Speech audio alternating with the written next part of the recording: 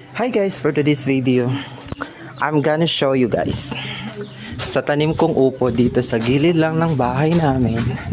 Dito lang siya, gilid ng kalsada.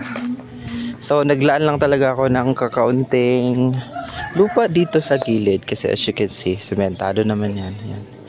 Dito para magtanim ako nitong upo. Actually yun siya. And meron na siyang mga bunga guys. Ayan. I actually harvested 2 fruits already atong nung nakarang araw lang. And then meron siya ulit, dalawa ngayon, malaki-laki na. And then guys, the good thing is mahal ang kilo ngayon guys nito.